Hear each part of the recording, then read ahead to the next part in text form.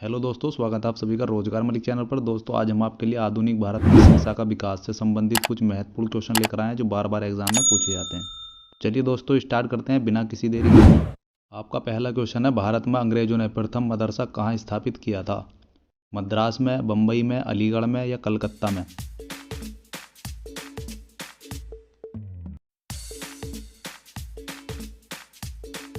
आपका सही उत्तर है ऑप्शन डी, कलकत्ता में। 1780 ईस्वी में वारेन हेस्टिंग ने कलकत्ता में मदरसा की स्थापना की थी। इसको याद रखेंगे, इंपॉर्टेंट क्वेश्चन है, बार बार एग्जाम में पूछे जाता है।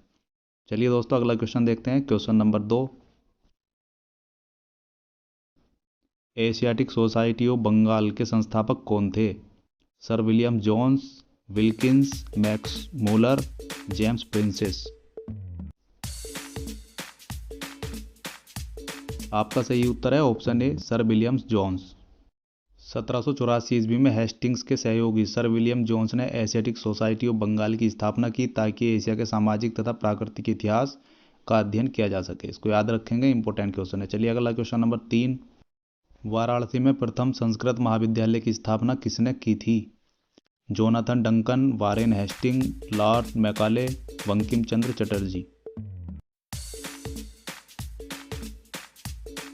आपका सही उत्तर है ऑप्शन ए, जोनाथन डंकन। 1791 ईस्वी में बनारस के ब्रिटिश रेजिमेंट जोनाथन डंकन के प्रयत्नों के फलस्वरूप बनारस में एक संस्कृत महाविद्यालय की स्थापना की गई थी। इसको याद रखेंगे। चलिए अगला क्वेश्चन नंबर 4, निम्नलिखित में से किसे पेरिस की रॉयल एशियाटिक सोसाइटी की सदस्यता प्रदान की गई थी? दादाभाई नौरोजी, माइकल मधुसूदन दत्त, राजा राम मोहन राय, विवेकानंद?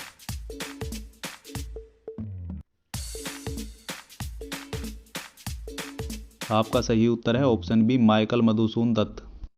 पेरिस की रॉयल एशियाटिक सोसाइटी की स्थापना 1822 ईस्वी में की गई थी, जिसकी सदस्यता माइकल मधुसूदन दत्त को प्रदान की गई थी। इसको याद रखेंगे।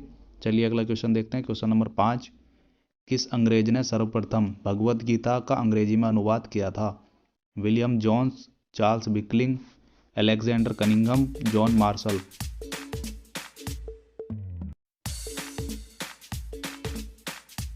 आपका सही उत्तर है ऑप्शन बी, चार्ल्स विकलिंग्स। वारेन हेस्टिंग के काल में चार्ल्स विकलिंग ने भगवत गीता का प्रथम अंग्रेजी अनुवाद किया था, जिसकी प्रस्तावना स्वयं वारेन हेस्टिंग ने लिखी थी। इसको याद रखेंगे, इंपॉर्टेंट क्वेश्चन है। चलिए अगला क्वेश्चन देखते हैं। क्वेश्चन नंबर 6, किसने कालिदास की प्रसिद्ध रचना शकुंतला का पहली बार अंग्रेजी में अनुवाद किया था? चार्ल्स विकलिंग्स, Henry Colebrooke, Johann Wolfgang von Goethe, sir William Jones? आपका सही उत्तर है option D, sir William Jones. Sir William Jones ने 1789 ईस्वी में कालिदास द्वारा रचित अभिज्ञान शकुंतलम का अंग्रेजी में अनुवाद किया था तथा इसके 5 संस्करण प्रकाशित किए थे। इसको याद रखेंगे। चलिए अगला क्वेश्चन नंबर 7, ब्रिटिश सरकार के किस अधिनियम ने सबसे पहली बार भारत में शिक्षा के लिए 1 लाख रुपए दिए थे? बुड्स का डिस्पैच 1854, चार्टर अधिनियम 1853, चार्टर अधिनियम 1813, भारतीय परिषद अधिनियम 1892? आपका सही उत्तर हो जाएगा ऑप्शन सी, चार्टर अधिनियम 1813। 1813 के चार्टर अधिनियम के तहत कंपनी ने पहली बार शिक्षा के प्रति 1 लाख रुपए प्रति वर्ष खर्च करने की व्यवस्था की। इसको याद रखेंगे। चलिए अगला क्वेश्चन नंबर 8, चार्ल्स बुट का आदेश पत्र निम्नलिखित में से किससे संबंधित था? शिक्षा, व्यापार, प्रशासनिक सुधार या सैन्य सुधार?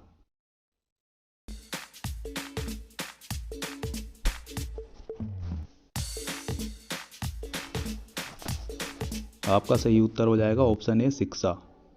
बुट घोषणा पत्र बोर्ड ऑफ कंट्रोल के अध्यक्ष चार्ल्स बुट द्वारा 19 जुलाई 1854 को जारी किया गया था। इस घोषणा पत्र में भारतीय शिक्षा पर एक व्यापक योजना प्रस्तुत की गई थी। इसको याद रखेंगे। चलिए अगला क्वेश्चन नंबर 9, हंटर कमीशन की रिपोर्ट में किसके विकास पर विशेष जोर दिया गया था?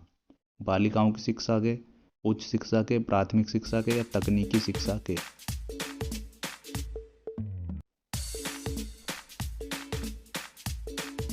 आपका सही उत्तर है ऑप्शन सी, प्राथमिक शिक्षा के। 1882 में लॉर्ड रिपन ने डब्ल्यू हंटर की अध्यक्षता में प्रथम भारतीय शिक्षा आयोग नियुक्त किया।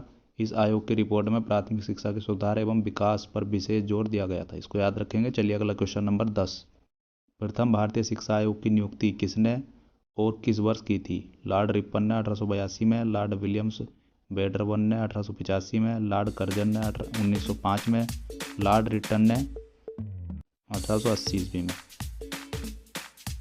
दोस्तों आपका सही उत्तर हो जाएगा ऑप्शन ए, लॉर्ड रिपन ने वर्ष 1882 ईस्वी में। अभी पिछले क्वेश्चन में दोस्तों यही जिक्र हुआ था, लॉर्ड रिपन ने 1882 में ये जारी किया था। चलिए अगला क्वेश्चन देखते हैं, क्वेश्चन नंबर 11।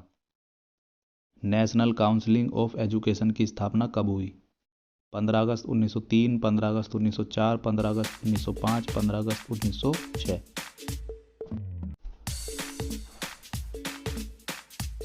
आपका सही उत्तर है ऑप्शन डी, 15 अगस्त 1906।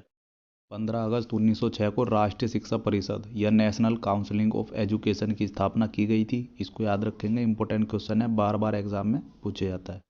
चलिए अगला क्वेश्चन देखते हैं, क्वेश्चन नंबर 12।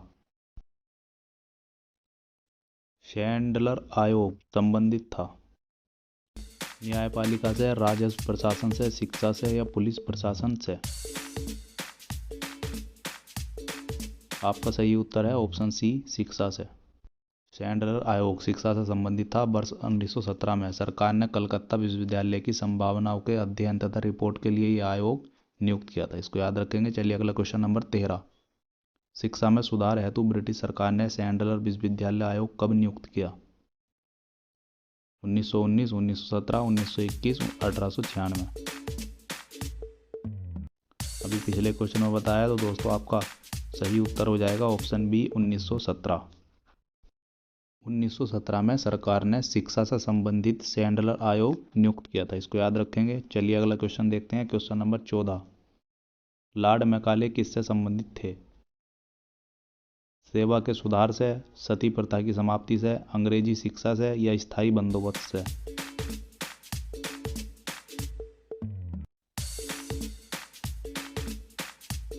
आपका सही उत्तर है ऑप्शन सी, अंग्रेजी शिक्षा से। लॉर्ड मैकाले को लोक शिक्षा समिति का प्रमुख नियुक्त किया गया था। मैकाले ने भारत में शिक्षा हेतु अंग्रेजी भाषा का समर्थन किया था। इसको याद रखेंगे, इंपॉर्टेंट क्वेश्चन है। चलिए अगला क्वेश्चन नंबर 15। भारत में औपनिवेशिक काम के लिए अधोमुखी निस्पंदन सिद्धांत किस क्षेत्र से संबंधित है? रेल, शिक्षा, सिंचाई, गरीबी हटाओ?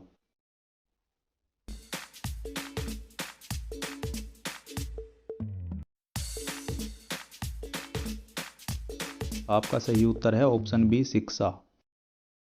औपनिवेशिक काम में अधोमुखी निस्पंदन सिद्धांत शिक्षा के क्षेत्र से संबंधित है, जिसके अंतर्गत उच्च वर्ग के लोगों को शिक्षा दी जाती थी। इसको याद रखेंगे। चलिए अगला question number 16।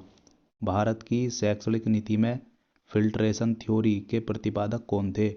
Charles Wood, Macaulay, J S. Mill, Cornwallis?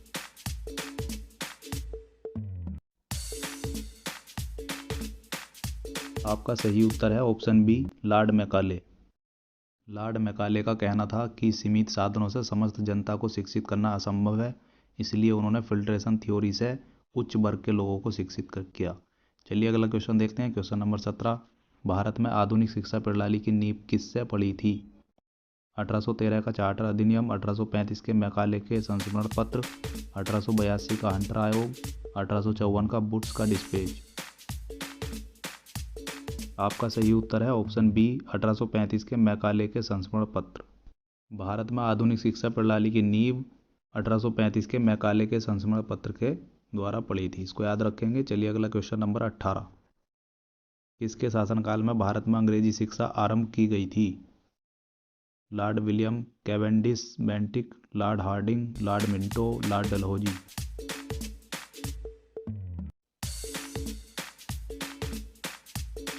आपका सही उत्तर है option A, Lord William Cavendish Bentinck.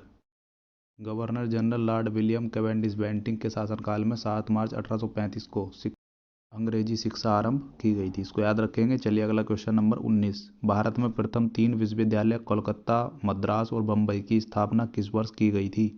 1857, 1881, 1885, 1805?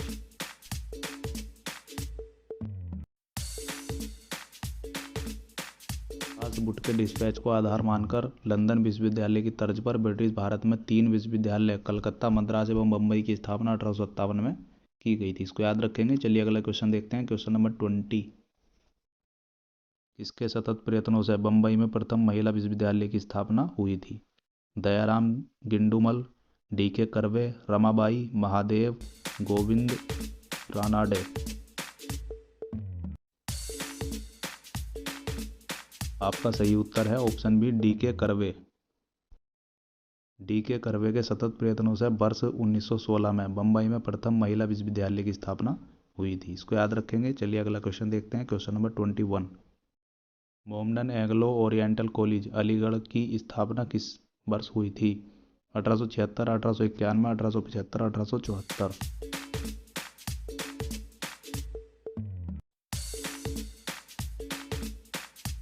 आपका सही उत्तर है ऑप्शन सी 1875 ईस्वी।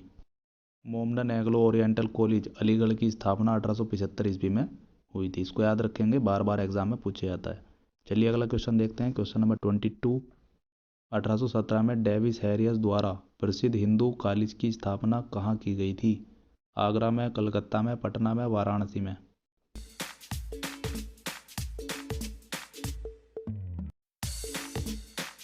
आपका सही उत्तर है ऑप्शन बी कलकत्ता में। 1817 ईस्वी में प्रसिद्ध हिंदू कॉलेज की स्थापना डेविस हैरियस द्वारा कलकत्ता में की गई थी। इसको याद रखेंगे। चलिए अगला क्वेश्चन देखते हैं। Question number 23। किसने भारतीय विश्वविद्यालय में धार्मिक शिक्षा के लिए प्रबल रूप से वकालत की थी? बाल गंगाधर तिलक, स्वामी विवेकानंद, महात्मा गांधी, मदन मोहन मालवीय।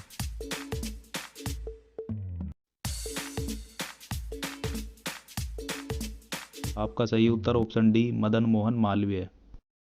भारतीय विश्वविद्यालयों में धार्मिक शिक्षा के लिए मदन मोहन मालवीय ने प्रबल रूप से वकालत की थी। इसको याद रखेंगे, इंपॉर्टेंट क्वेश्चन है। चलिए अगला क्वेश्चन नंबर 24।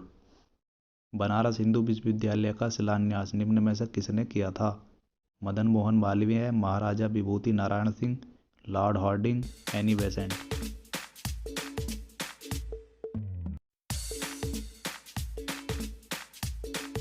आपका सही उत्तर है option C Lord Hardinge. Banaras Hindu विश्वविद्यालय का शिलान्यास 4 फरवरी 1916 को बसंत पंचमी के दिन तत्कालीन वायसराय लॉर्ड हार्डिंग द्वारा किया गया था। इसको याद रखेंगे। चलिए अगला क्वेश्चन नंबर 25। निम्नलिखित में से किसे सर्वप्रथम केंद्रीय विश्वविद्यालय घोषित किया गया था? अलीगढ़ मुस्लिम विश्वविद्यालय अलीगढ़, डॉक्टर भीमराव अम्बेडकर विश्वविद्यालय लखनऊ, बनारस हिंदू विश्वविद्यालय वाराणसी या इलाहाबाद विश्वविद्यालय। आपका सही उत्तर है ऑप्शन सी बनारस हिंदू विश्वविद्यालय वाराणसी। बनारस हिंदू विश्वविद्यालय की स्थापना 1916 ईस्वी में मदन मोहन मालवीय ने की थी, जो सबसे सर्वप्रथम केंद्रीय विश्वविद्यालय घोषित किया गया था। इसको याद रखेंगे, इंपॉर्टेंट क्वेश्चन है। दोस्तों आज के लिए इतना ही काफ़ी है। यदि आपको वीडियो अच्छा लगा हो और आगे भी इसी तरह की वीडियो पाने के लिए हमारे चैनल को सब्सक्राइब करें और बेल आइकन को दबा दें।